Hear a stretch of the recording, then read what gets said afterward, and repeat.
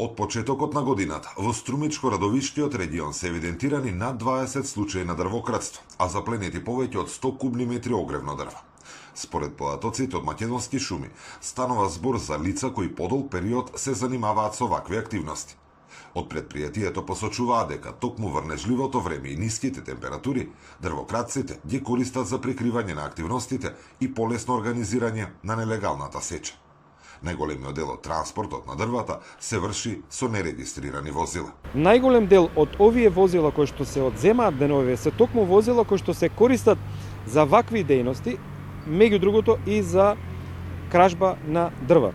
Значи, најчесто кога ние ќе фатиме дрвократци со тие моторни возила, истите се без возачки дозволи и истите управуваат моторни возила кои што се нерегистрирани, добар дел од нив се со документација која што за волја на вистината е лажна. Интервенциите во овој период најчесто се регистрирани во планинските предели Плачковица кај Радовиш, како и на Готен, Огражден и Еленица во Струмичкиот регион, подрачја кои според надлежните често се мета на дрвократци. Од предпријатието посочуваат дека околу 90% од откриените случаи се поврзани со нелегална трговија со огревно дрво. Над 90% од сео на кое што е зафатено, тоест одземено во периодов, е за препродажба. Значи, оние кои што се честни граѓани и реално имаат потреба за нив, доаѓаат во предпријатијата и бараат.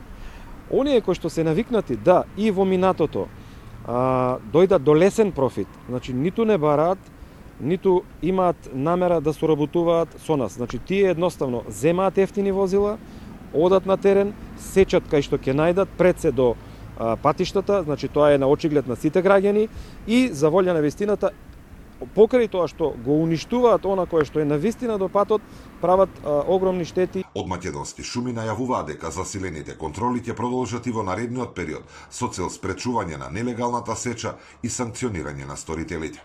Зоран Ѓорѓиев за Сител телевизија.